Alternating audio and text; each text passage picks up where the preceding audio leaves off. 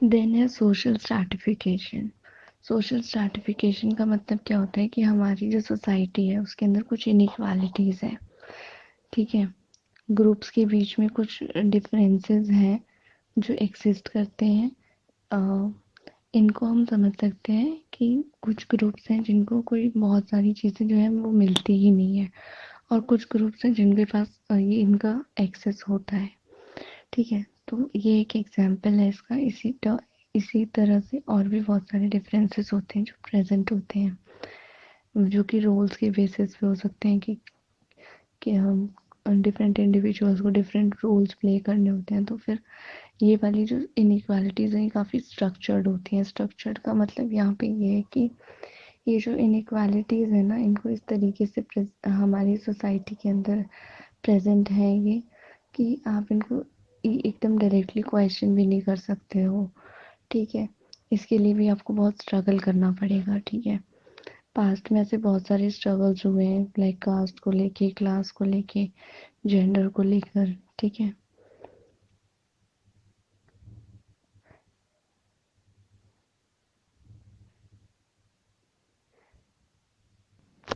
ये जो स्ट्रैटिफिकेशन है इससे क्या है, बहुत सारी चीज़ें इफेक्ट होती हैं कि आपको कैसी हेल्थ फैसिलिटीज़ मिल रही हैं, कैसे सिक्योरिटी, एजुकेशन, सारी चीज़ें इससे इफेक्ट होती हैं। ठीक है, उसके बाद क्या है कि हिस्ट्री में अगर हम देखें तो स्ट्रैटिफिकेशन जो है बहुत पहले से एग्जिस्ट करते हुए आया है। ऐसे नहीं कि स्ट्रैटिफिकेशन को हम अभी समझ रहे हैं, ये बहुत टाइम से है। पहले क्या था, स्लेवरी की फॉर्म में था, कास्ट में था, एस्टेट में था, क्लास में था। तो स्लेवरी का था जो एग्जाम्पल है वो ऐसे है कि जो इनइक्वालिटी थी ना, बहुत सारे इंडिविजुअल्स थे, वो ओन उनको कोई और ही ओन करता था, जैसे कि वो उनके गुलाम ही होते थे। बिल्कुल जैसा वो कहेंगे वैसा उनको करना पड़ता था।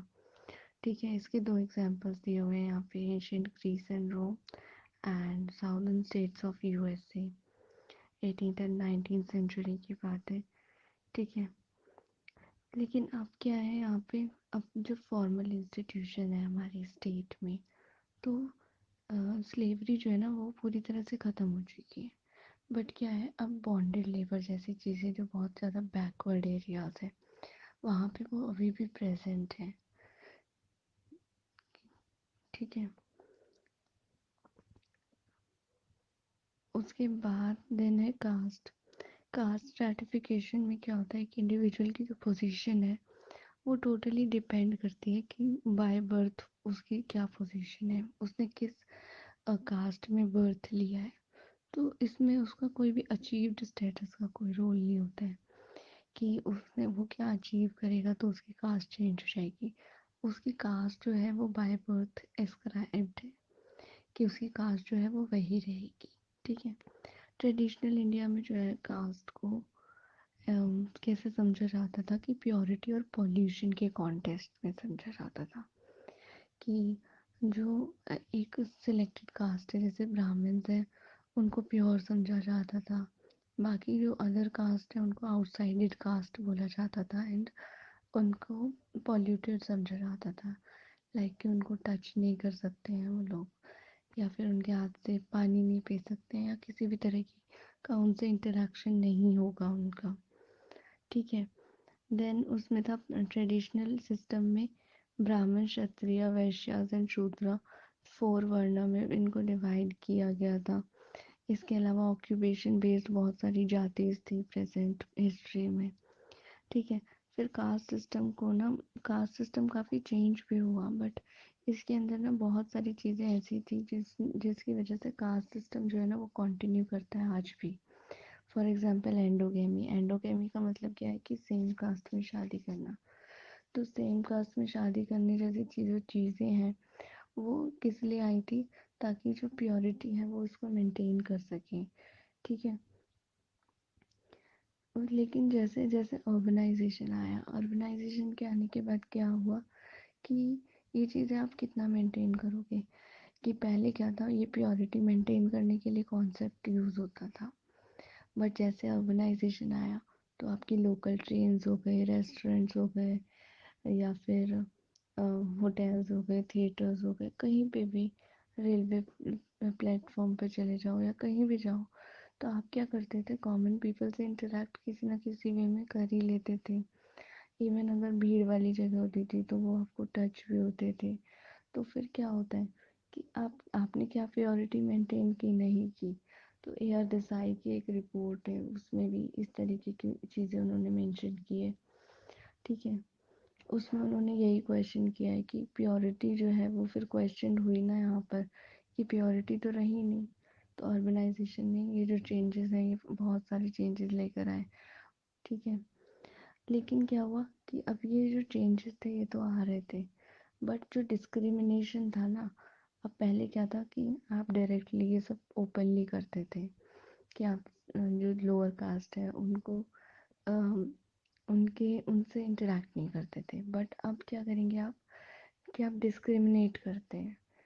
तो डिस्क्रिमिनेशन किस टाइप का होता है कि आप उनसे इंटरेक्ट करने के लिए डिफरेंट तरीके अपनाते हो, कि आप अगर कोई लोअर कास्ट का है तो उससे उनके साथ शादी जैसी चीज़ों को एक्सेप्ट नहीं करोगे, या उनके साथ काम करने जैसी चीज़ों को एक्सेप्ट नहीं करोगे। अगर आपका मान लो अगर कोई स्टेट का ऑफिस है वहाँ तो ये सब चीज़ें नहीं कर सकते आप, लेकिन अगर आपका कोई प्राइवेट काम है वहाँ पे अगर आप चाहो तो आप उनको मना कर सकते हो, अगर कोई लोअर कास्ट है तो वहाँ पे आप डिस्क्रिमिनेट करोगे। ठीक है, लेकिन इनडायरेक्टली करोगे कि सामने वाले को पता ही नहीं है। तो ये जो ये डिस्क्रिमिनेशन जैसी चीज़ें हैं ना, ये तो आज भी प्रेजेंट है और होती हैं। इवन इन स्कूल्स बच्चों को ये चीज़ें फेस करनी पड़ती हैं।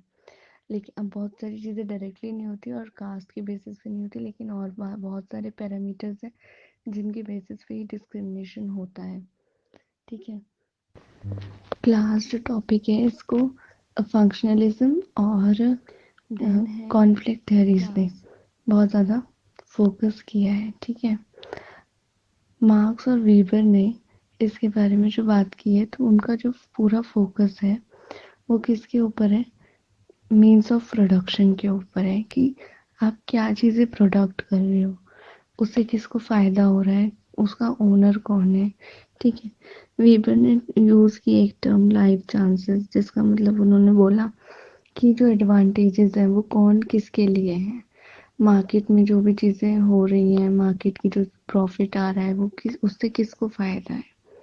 ठीक है, उन्होंने इनइक्वालिटी को हाईलाइट किया है कि इकोनॉमिक रिलेशंस में जो इनइक्वालिटी है ना वो एक कॉन्फ्लिक्ट है।